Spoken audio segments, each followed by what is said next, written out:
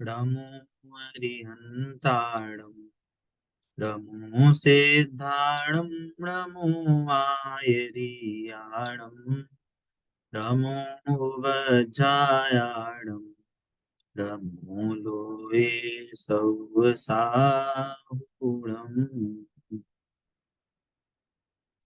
अभी हम मंगल शासन वन का हमारा तीसरा चैप्टर सात तत्व, इस पर हम चर्चा कर रहे हैं।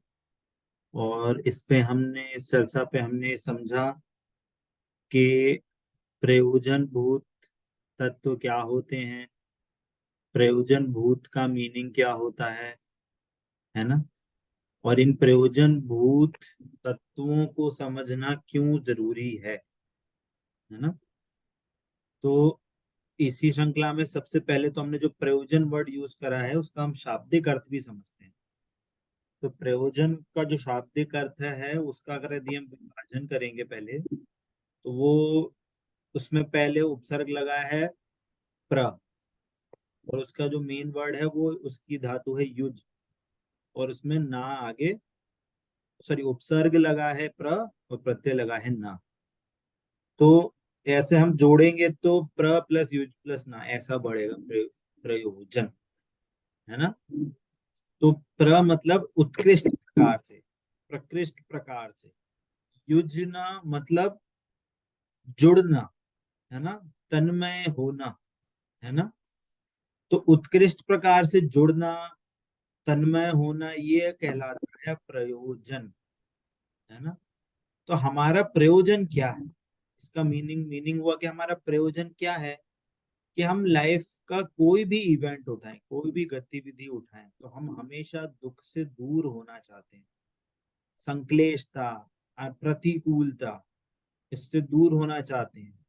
सुख, शांति, अनुकूलता, इसको हम चाहते हैं, है ना। कोई भी चीज जो हमारे प्रतिकूल होवे, जो हमको दुख दे रही है, हमें टेंशन दे रही है ना, हमको भय दे रही है, हमारी शांति भंग कर रही है, हम उससे दूर जाते हैं, उसको हटाना चाहते हैं।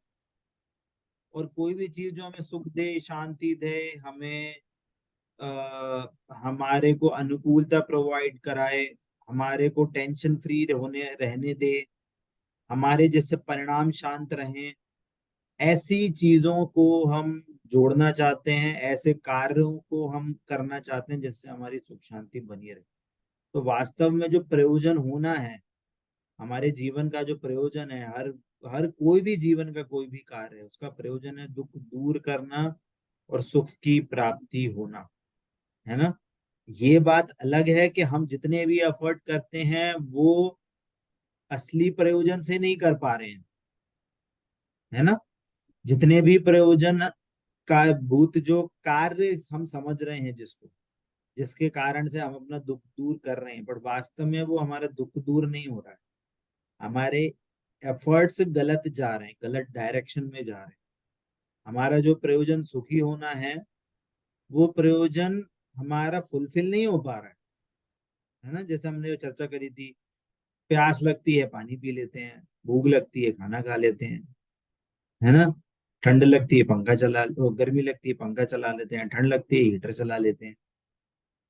पर ये जो प्रयास हो रहे हैं, इससे क्या हमें अनंत सुख जो हमेशा हमारे पास बना रहे ऐसा सुख मिल रहा है क्या? हमारे को सिर्फ तात्कालिक चीज मिल पा रही है, तात्कालिक सुख मिल पा रहा है, हमको इवेंचुअली परमानेंट सुख तो नहीं मिल पा रहा है। हमारा हर बार hit and trial, hit and trial, hit and trial, hit and trial, यही चलता आ रहा है ना। समझ में आ रहा है आपको? तो हमारा एफर्ट जो गलत जा रहा है ना, हमारा जो ये एफर्ट गलत जा रहा है, तो क्यों जा रहा है ना। ये क्वेश्चन रेज होना चाहिए कि हमारा जो एफर्ट जा रहे हैं, ये हमारे एफर्ट क्यों गलत जा रहे हैं,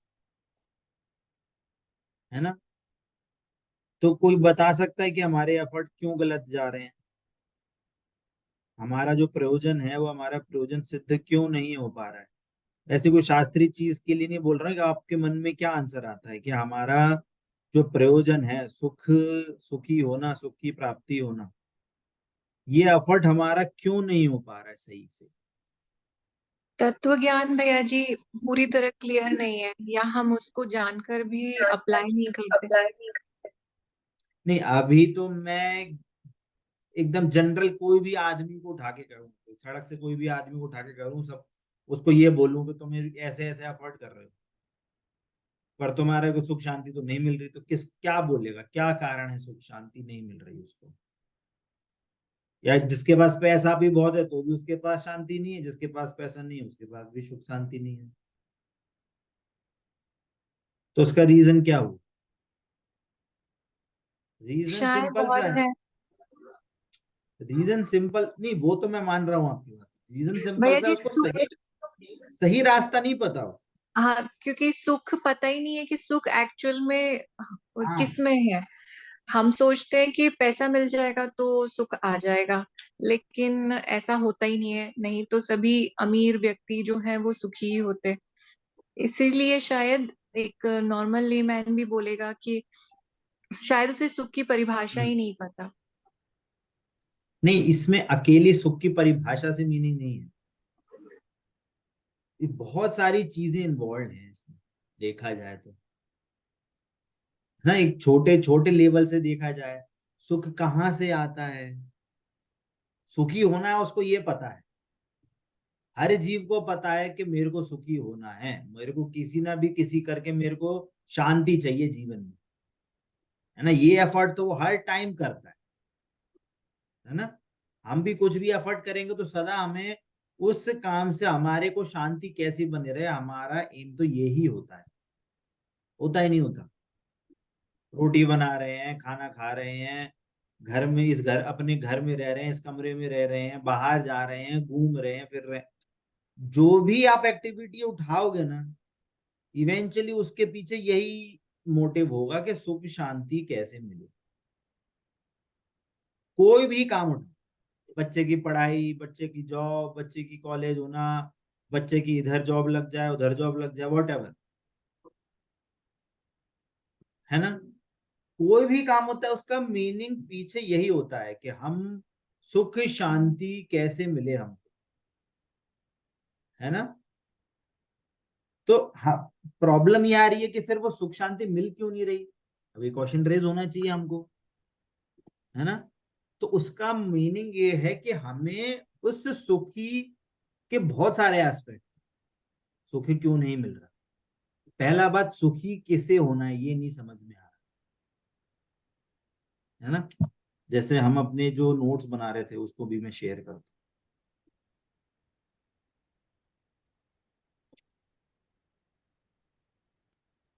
है ना। जैसे हम बोल रहे थे, प्रयोजन भूत तत्वों को जानना जरूरी है जिनके बिना दुख दूर नहीं होता। है ना।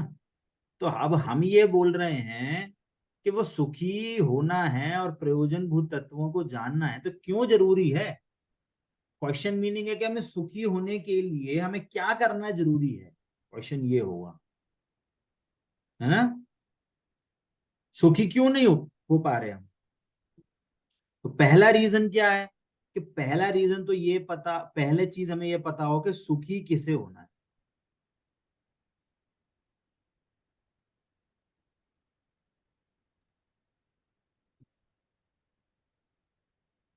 क्या बोला?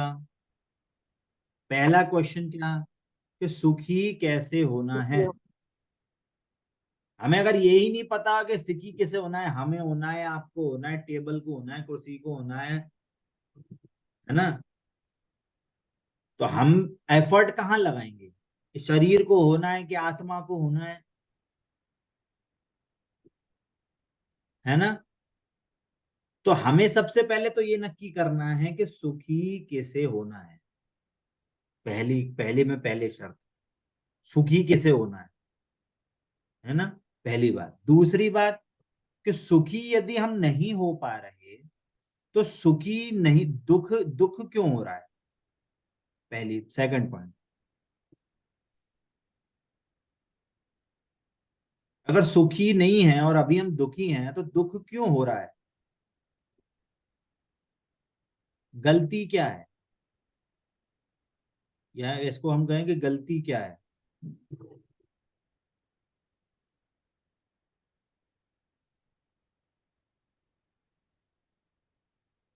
तीसरा पॉइंट बोलेंगे कि अब जो दुख भी है, तो दुख का स्वरूप क्या है।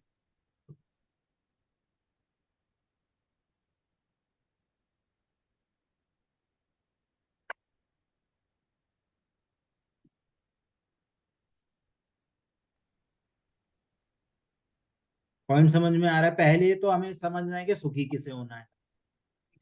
सेकंड, कि हमें दुख क्यों हो रहा है, हमारी गलती क्या है, कि किस कारण से हम दुखी हो रहे हैं। हमने जो मतलब हम जो आज तक उपाय करते आ रहे हैं उसमें ऐसी क्या गलती हो जा रही थी कि जिसके कारण से हमें सुख उत्पन्न नहीं हो रहा था। ठीक है। और जो गलती हुई भी, तो हमें जो दुख हो रहा है, क्या वास्तव में उसे हम दुख जान रहे हैं। जैसे हमें प्यास लग रही है, तो प्यास लगना क्या वास्तव में दुख है ना। एक है ना, कहानी है इस पे। एक बार एक दोस्त अपने एक बहुत पुराने मित्र से मिलने गया उसके घर, है ना। बहुत टाइम बाद मिले, तो उसने चाय का घर पे बुलाया उसको, चाय नाश्ते कर मिलने पे या खाने पे, किसी टाइम किसी भी बोल समझ लो आप। तो आया, मिले, सब खाना पीना हुआ, चाय नाश्ता हुआ, सब हुआ। फिर जाके एक सोफे पे जाके बैठे बातें करने। तो जो जिसके घर में गए, तो उसका एक कुत्ता था। तो कुत्ता क्या करता, सोफे पे जाके बैठता और चू चू चू करने लगता है उसका कुत्ता। फिर उठ जाता वहीं के वहीं, फिर बैठता, फिर बैठता तो चू चू चू चू करने लगता, फिर शांत हो जाता। फिर 2 मिनट बाद चू चू चू करता, फिर शांत हो जाता। तो उसने दोस्त से पूछा कि ये तुम्हारा कुत्ता है, वो उस जगह पे बैठा है और चू चू कर रहा है और उठ भी नहीं रहा, फिर बार बार चू चू करने लग जा रहा है, क्या चक्कर क्या है ये, है ना।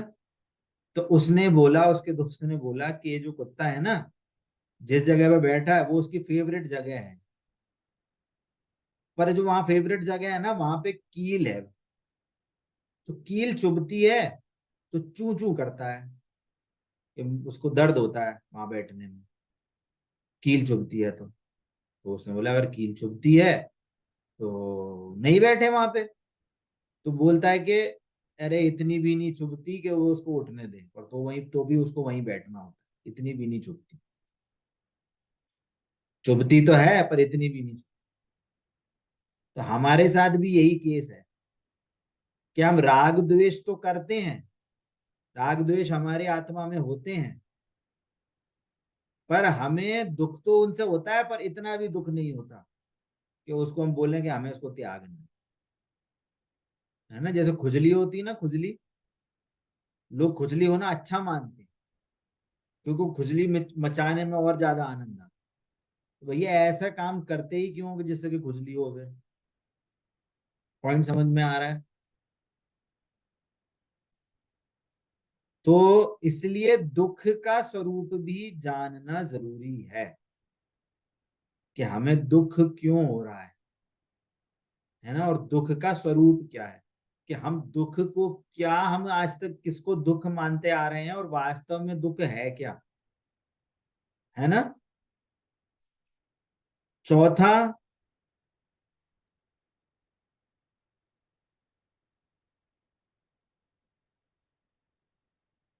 सुख का स्वरूप क्या है।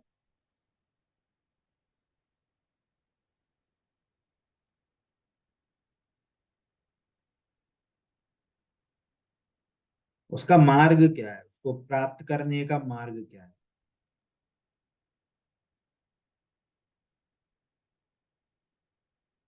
हम जब वास्तव में सुखी होना चाहते हैं, तो सुख का स्वरूप क्या है, सुख जो आज तक हम सुख समझते आ रहे हैं उसमें और वास्तविक सुख में डिफरेंस क्या है, हमें ये समझ में आना चाहिए। तक हमें सुख का सही लक्षण पता नहीं चलेगा, तो हम उसके मार्ग पे भी नहीं समझ चल पाएंगे। हम दूसरे रास्ते पे ही चलते रहेंगे, दूसरी चीज को ही हमारा गोल बना लेंगे। जो वास्तव में सुख प्रदान नहीं करती, है ना। इसलिए सुख का स्वरूप समझना बहुत इंपॉर्टेंट है। और जब सुख का स्वरूप समझा है तो सुख का मार्ग क्या है ये भी समझना जरूरी है ना। और लास्ट में पूर्ण सुखी कैसे हो सकते हैं।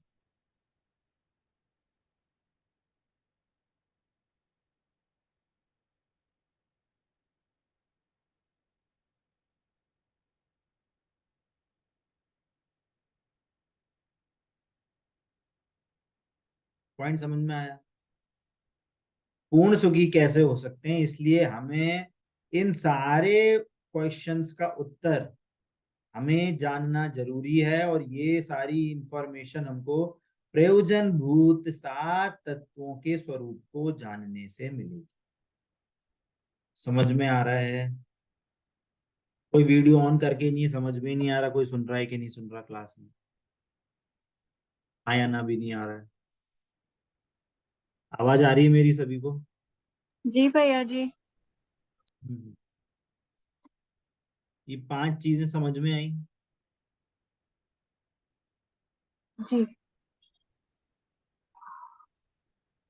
तो ये प्रयोजन भूत तत्वों को समझने के लिए हमें ये 5 प्रश्नों का उत्तर समझना हमें बहुत जरूरी है। ठीक है, क्लियर होता है। अब आगे चलते हैं। जो हमारा हमने डेफिनेशन पढ़ी थी कि प्रयोजन भूत तत्व कितने होते हैं, है ना। तत्व कितने होते हैं, तत्व 7।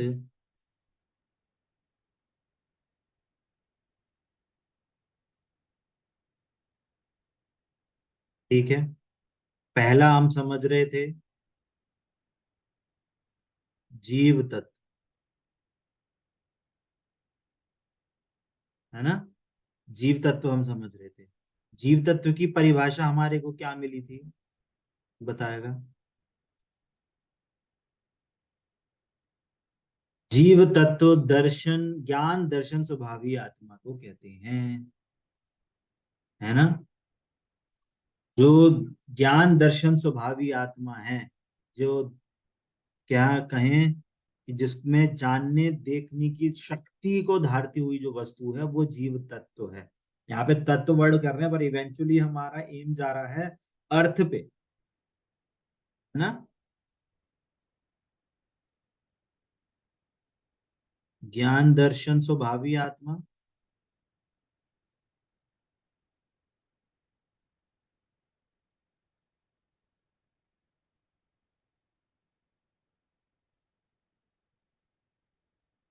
या हम दूसरी भाषा में कहें कि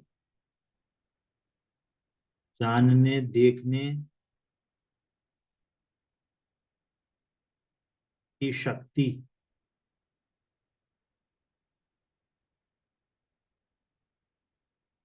को धारती हुई वस्तु। ठीक है, इसको हम जीव तत्व कहते हैं। तो वास्तव में देखा जाए कि ये जो जीव तत्व है इसके आश्रय से हम सुखी होते हैं। तो पहले तो ये नक्की करना है, जो जीव तत्व है ये मेरा स्वभाव है। ये क्या है, मेरा स्वभाव, स्वरूप,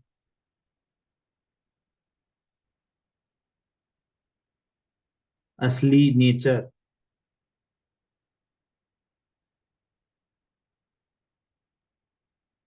ये जीव तत्व ये मैं हूं, ये मेरा स्वभाव है वास्तव में, है ना। तो जो हमारे पहले क्वेश्चन का आंसर है तो कि किसको सुखी होना है, कि मेरे को सुखी होना है ना। तो मैं यदि अपने स्वभाव को जानूंगा तो मैं सुखी हो सकता हूं। पॉइंट समझ में आ रहा है ना। तो जब तक हम अपने को स्वरूप हमारे अपने स्वभाव को नहीं जान पाएंगे तो हमें अपने स्वरूप तो हमें सुखी हम सुखी नहीं हो सकते। और यही हमारी आज तक गलती होती आ रही है। तो हमारी आज तक सेकंड क्वेश्चन का आंसर कि हमारी गलती किसके कारण से हो रही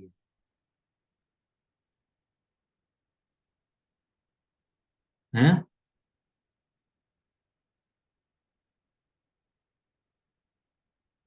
तो जो मैं नहीं हूं, है ना, मेरा स्वभाव जिसमें नहीं है, ऐसे जितने भी पदार्थ हैं, क्या बोला,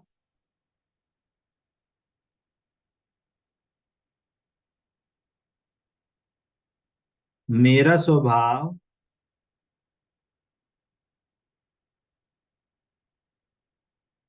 जिसमें नहीं है,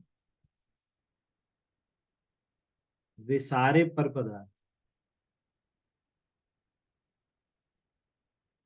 उसको बोलते हैं अजीव तत्व, है ना। अब यहाँ पे समझने वाली बात है, यहाँ पे कुछ कुछ इंपॉर्टेंट बात है यहाँ पे जो हम समझने की कोशिश करेंगे।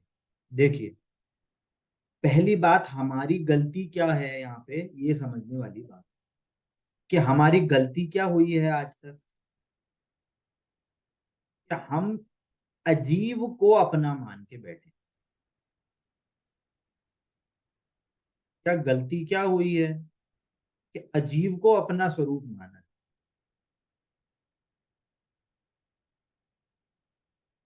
क्या स्वरूप माना कि जो शरीर है ये मैं हूं, इसकी उत्पत्ति मेरी उत्पत्ति है, इसका नाश मेरा नाश है, इसको कुछ हानि हो तो मेरी हानि है, इस शरीर को कोई लाभ हो तो मेरा लाभ। पॉइंट समझ में आ रहा है? तो हमने आज तक अजीब मतलब ये शरीर, अजीब में अकेला शरीर नहीं आता, बहुत सारी चीजें आती हैं, है ना। अजीब में क्या क्या चीजें आएंगी, कोई बता सकता है?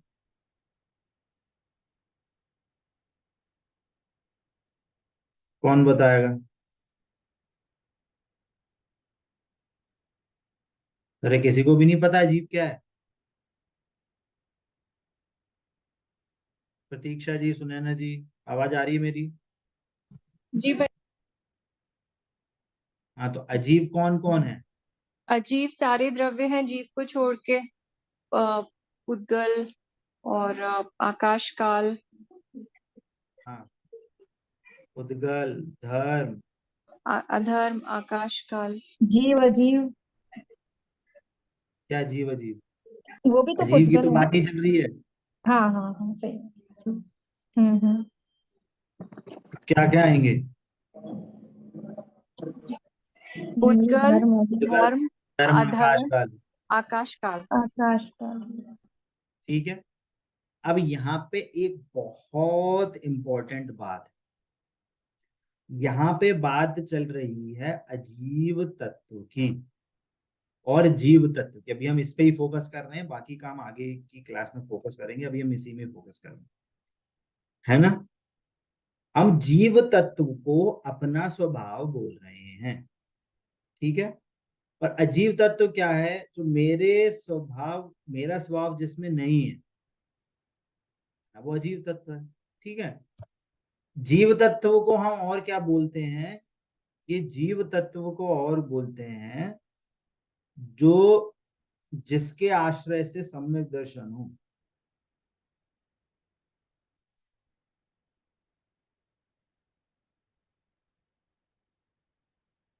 क्या बोला? जिसके आश्रय से सम्यक दर्शन हो उसे जीव तत्व बोलते हैं, है ना। तो अब आप ये बताइए, एक क्वेश्चन है मेरा,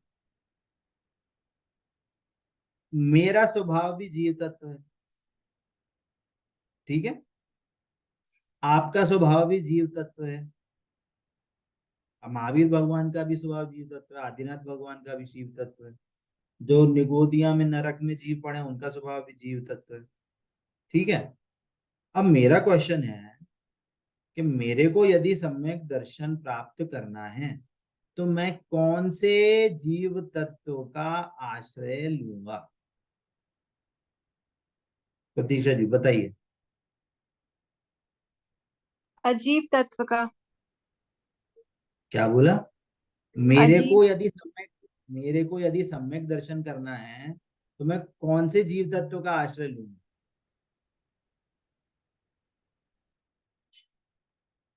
आपके, मेरे, महावीर भगवान के, आदिनाथ भगवान के, नरक में जो जीव पड़े हैं, त्रियंज गति में जो जीव पड़े हैं, देवगति जी। में जो जीव पड़े हैं, हम्म। किसके जीव तत्व का आश्रय लूंगा?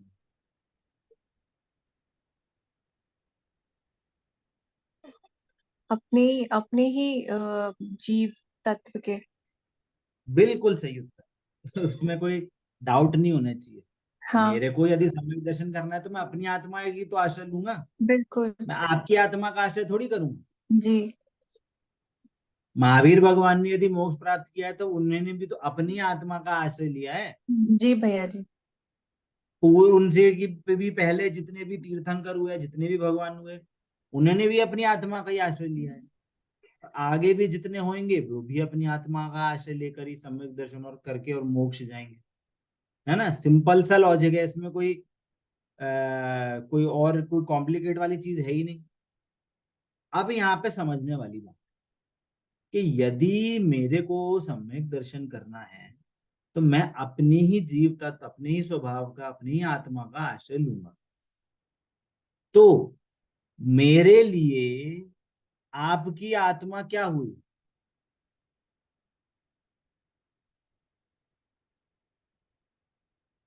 बताइए। अजीव तत्व। यस, ये यहाँ पे बहुत इंपॉर्टेंट बात है। मेरे लिए आपकी आत्मा, आप सभी की आत्मा मेरे लिए अजीब है। आप अपने लिए जीव तत्व ही हो। मेरे मेरे पर्सपेक्टिव में, आपकी आत्मा जीव है। क्यों?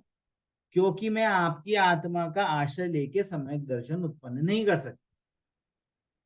पॉइंट समझ में आ रहा है? जी भैया जी। आप यदि अपनी आत्मा का आश्रय लोगे तो आपको सम्यक दर्शन होगा।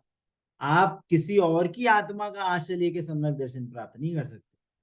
कोई बोले अरे भगवान महावीर भगवान को तो केवल ज्ञान है, अनंत चतुष्टय है, तो चलो उनकी आत्मा का ही ध्यान करते हैं और अपन को सम्यक दर्शन हो जाए। ऐसे नहीं होता। पहली बात, वो आत्मा आपके सामने है नहीं, आपने उन्हें कभी देखा नहीं, देख तो सकते ही नहीं क्योंकि वैसे ही वो शुद्ध जीव हैं, अमूर्तिक हैं, तो आप देख ही नहीं सकते। सिद्ध शिला में इतने ऊपर, तो कैसे ध्यान करोगे? आप अपनी आत्मा को तो पकड़ सकते हो। आप सबसे आसान है ध्यान भैया जी। है। सबसे ज्यादा आसान है और आसान नहीं, यही है रास्ता। आप किसी और आत्मा को जान ही नहीं सकते। सिर्फ केवल ज्ञान में आप सारी आत्माओं को जान सकते हो, सारे पदार्थों को जान सकते हो। पर वो जो शक्ति प्रकट होती है केवल ज्ञान की, वो अपने आत्मा के आश्रय से ही होती है, दूसरे किसी आत्मा के आश्रय से नहीं होती। है ना? इसलिए अजीब कौन कौन हुआ? कि ये सभी। छह, ये पांच द्रव्य तो हुए ही हुए अजीब, प्लस मुझको छोड़ के सारी आत्मा,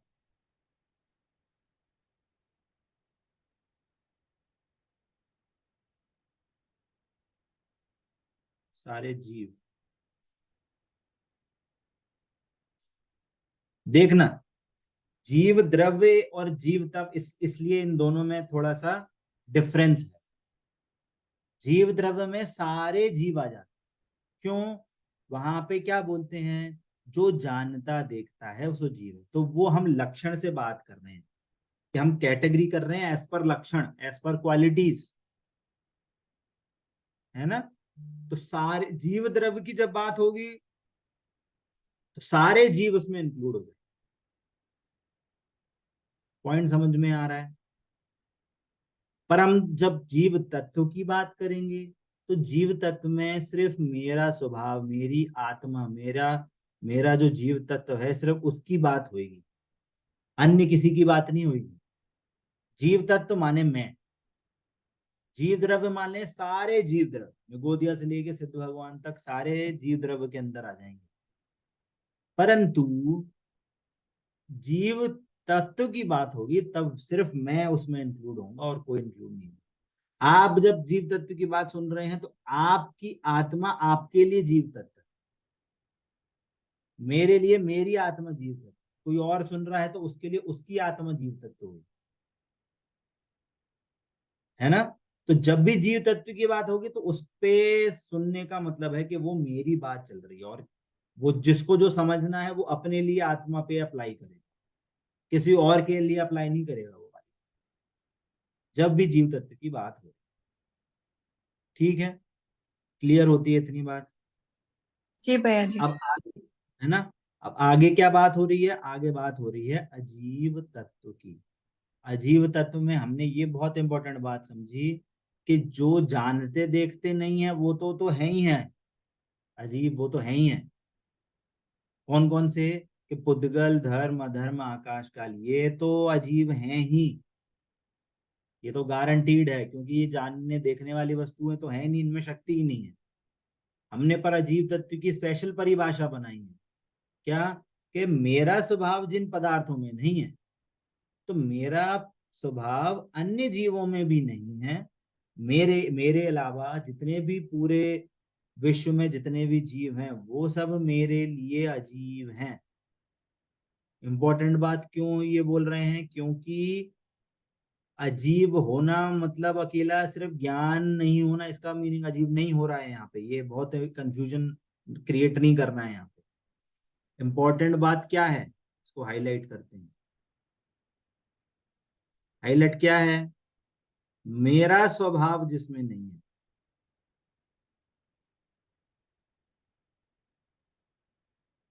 है ना, मेरा स्वभाव जिसमें नहीं है, इसलिए मुझको छोड़कर सारे जीव भी अजीब कहलाएंगे।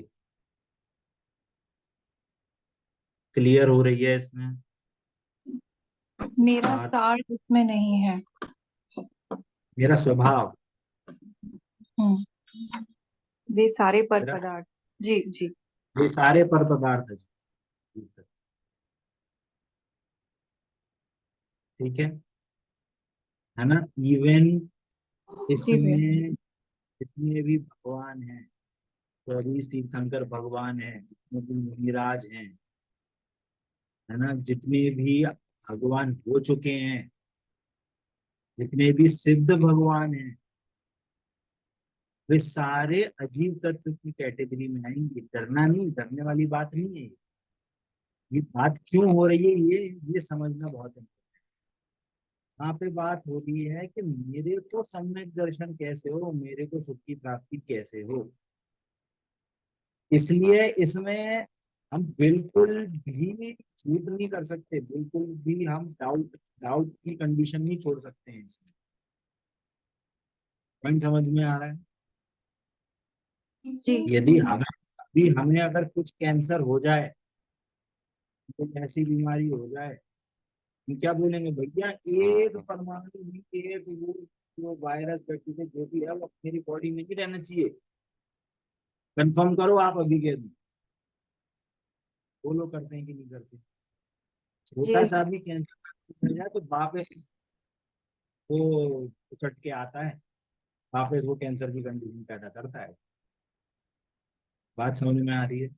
इसलिए यहाँ पे जो बात चल रही है, देखो ये वाली बात मैं नहीं बोल रहा, ये वाली बात ब्रह्मांड में है, उसको हम सरल शब्दों में आपको समझें। ये सारी बात जब हो जाएगी तो हम इसको वापस से चैप्टर में भी पढ़ेंगे। बात समझ में आ रही है। हाँ भैया जी, एक बार और रीड करेंगे तो समझ में थोड़ा और क्लियर होगा। आप रीड करिए, क्या लिखा है बताइए, आप रीड करिए जो भैया स्क्रीन जी पे। मैं बोल जी, मैं जीव तत्व, ज्ञान दर्शन स्वभावी आत्मा, मेरा स्वभाव स्वरूप असली नेचर। जी ठीक है भैया जी। और जानने देखने की शक्ति को घारती हुई वस्तु, जिसके ठीक है, आश्रय से सम्यक दर्शन हो। ठीक है भैया इसको जी। जीव तत्व बोलते हैं। जी। ठीक है, और अजीब तत्व किसको अजीब बोलेंगे। अजीब तत्व है मेरा स्वभाव जिसमें नहीं है वे सारे पर पदार्थ। गलती हम ये करते हैं कि अजीब को अलग अपना स्वरूप, स्वरूप मान। अपना स्वरूप मानते हैं। ठीक है, इसलिए हमारे लिए अजीब तत्व, अजीब कौन है? पुद्गल, धर्म, अधर्म, आकाश, काल और मुझे छोड़ के सारे जीव। ठीक है भैया जी। गलती के यहाँ पे क्यों बताना जरूरी? गलती का हम देखो, हम जो भी तत्व समझ रहे हैं उसमें हम अपनी गलती को भी हम एनालिसिस कर रहे हैं।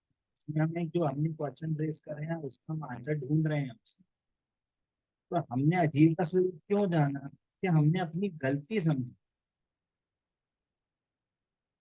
कि हम अन्य पर पदार्थों को अपना स्वरूप मान रहे हैं, जो कि वास्तव में मेरा स्वरूप नहीं है। जितने भी पर पदार्थ हैं, घोड़ा, गाड़ी, दुकान, है ना, पति पत्नी, बच्चे, मम्मी पापा, सास ससुर वगैरह वगैरह, रिश्तेदार, हम सबको अपना मान के बैठे हैं। वो तो चलो दूर के पदार्थ हुए, इस शरीर को अपना मान के बैठे हैं, जबकि इसमें मेरा स्वभाव है नहीं। तो इसलिए अजीब कौन कौन है, इसलिए यह जानना जरूरी है। पॉइंट समझ में आ रहा है? हाँ इसलिए भैया अजीब जी। तत्व को समझ। हम्म। ठीक है। अजीब तत्व ना, अजीब तत्व मेरे को मेरे से गलती नहीं करवाता। शरीर मेरे को उचट के नहीं बोलता तुम मेरे को अपना मान। ये गाड़ी मेरे को नहीं बोलती कि तुम अपने आप मेरे को मानो। ये दुकान मकान मेरे को नहीं बोलते कि तुम अपना मेरे को मानो। हम इनको अपना मान रहे हैं, तो हमारी गलती, उनकी तरफ से गलती नहीं हो रही है। हमारा ज्ञान उन पे अप्रोच करके अपना मान रहा है। इसलिए हमें ये समझना जरूरी है कि क्या चीज मेरी है और क्या चीज मेरी नहीं। समझ में आ रहा है? तो गलती हो रही है। जी जी। इस गलती के कारण हम अपना स्वरूप भी नहीं जान पाते। जो मेरा स्वरूप नहीं है उसको अपना मानते हैं। तो ये एकदम पूरी खिचड़ी पक जाती है। और जितने भी अब इस कारण से जितना भी अप्रोच चलता है सुखी होने में, वो सारा एकदम गलत है। इसीलिए प्रथम में प्रथम जीव तत्व क्या है, अजीव तत्व क्या है, दोनों का क्या नेचर है, दोनों का स्वरूप क्या है, ये जानना बहुत जरूरी है।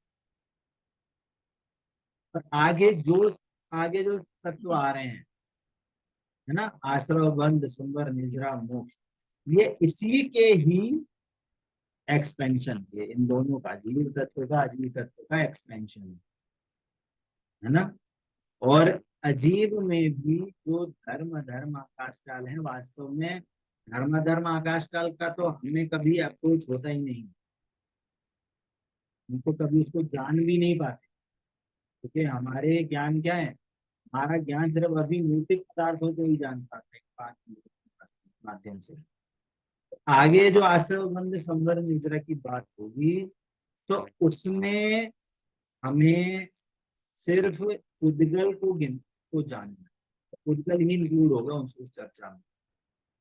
और उद्गल में भी मुख्यतया से जो कार्बन वर्गणाएं हैं, है ना, कार्बन वर्गणा, वर्गणा भी आपको शॉर्ट में समझा। उद्गल द्रव्य को यदि हम डिफाइन करते हैं तो उद्गल द्रव्य बोलते हैं कि उद्गल 23 प्रकार की वर्गणा बनाता है। 23 या 21 में कंफर्म करके बता, है ना। अब अभी समझो कि 23 प्रकार की वर्गणा उद्गल बनाता है ना। जो जीव है, जीव का जो संबंध पड़ता है वो 5 वर्गणा से उसका संबंध पड़ता है। जो शरीर बनता है उसको बोलते हैं आहारक वर्गणा, सॉरी आहार वर्गणा, है ना। शरीर को बोलते हैं आहारक शरीर और वर्गणा बोलते हैं आहार वर्गणा, है ना। जो मन इंद्रिय होती है उसको बोलते हैं मनोवर्गण। इस शरीर में जो कांति दिखती है, जब हम कहते हैं कि हम जीवित हैं, अभी शरीर के साथ हमारा संयोग और हम जीवित हैं, जब ये आत्मा चली जाती है, आत्मा जब जाती है तो आत्मा अपने साथ तेजस शरीर भी लेके जाती तो जो शरीर जो पड़ जाता है वो एकदम ठंडा पड़ जाता है, नीला हो जाएगा, शरीर की कांति डाउन हो जाएगी, एकदम ऐसा ऐसा दिखता है, एकदम डल। तो वो किसके कारण से होता है? वो तेजस वर्गणा होती है, जिससे तेजस शरीर बोलते हैं। उस तेजस वर्गणा से तेजस शरीर बनता है। और जो हम ये बोलते हैं क्या कि कर्म बंधे, हमारे साथ 8 कर्म बंधने हैं, तो वो आत्मा के साथ नहीं बंधते। एक क्षेत्र आपका है, एक क्षेत्र में कर्म बंध रहे हैं, तो कहाँ बनते हैं? उसको बोलते हैं हम कार्मण शरीर। कार्मण वर्गणा होती है और कार्मण शरीर होती है। तो कार्मण वर्गणा कर्म रूप परिवर्तित होके कार्माण शरीर में बनती है। ये हो गया चौथा। और जो हम ये बोल रहे हैं इसको बोलते हैं भाषा वर्ग। में जब ये शरीर के दंत तालु जब टच होते हैं, हिलते हैं, वाइब्रेट करते हैं, तो भाषा वर्गणा रूप ये शब्द परिवर्तित, तो ये भाषा वर्गणा। तो इसलिए 5 वर्गणाएं होती हैं जिनसे शरीर बनता है। तो उसमें भी जब हम अभी संवर निर्जरा, सॉरी आश्रव बन संवर निर्जरा की जब करेंगे, तो हम मुख्यतया से हम कार्मण वर्गणा, कार्मण वर्गणा या हम कहें 8 कर्म की चर्चा को मुख्य करके बात करेंगे। ठीक है, ये वाली बात हमको यहाँ पे मुख्यतया से समझनी है। ठीक है, तो अभी हमने जीव तत्व और अजीव तत्व के बारे में समझा, है ना। अभी हम नया टॉपिक शुरू करना था, बट ठीक है अभी टाइम कम है अपने पास। तो हमारा जो नया टॉपिक होगा हम उसको नेक्स्ट क्लास में शुरू करेंगे, कि हम जो 7 तत्व का विभाजन कर रहे हैं, वो 7 तत्व का विभाजन हम क्यों कर रहे हैं। अभी हमने जीव और अजीव तत्व के बारे में जाना, जीव अजीव तत्व क्या होते हैं, और जो हम आगे इसका जो एक्सपेंशन कर रहे हैं, ये एक्सपेंशन हम क्यों कर रहे हैं, है ना। जैसे एक्सपेंशन को जो बाकी के आगे के एक्सपेंशन को या कहें और जो 5 तत्व और हैं उसकी जरूरत हमें क्यों पड़ रही है, इसका जो हमारा डिस्कशन है वो हम नेक्स्ट क्लास में इसको हम कंप्लीट करेंगे। अभी आपका अभी कोई डाउट है प्रतीक्षा जी? इतना आपको नहीं क्लियर भैया जी। है? ठीक है, चलिए। तो अभी की क्लास अब अभी हम यहीं पे इसको विराम देते हैं, इसका डिस्कशन फिर हम आगे करेंगे। जिनवाणी के ज्ञान से सूझे लोकालो, सो वाणी मस्तक नमो सदा देता हूँ दो। बोले द्वाचांग में जिनवाणी माता की जय हो, जय हो। अहिंसा में जैन धर्म की जय हो। जय भैया जी।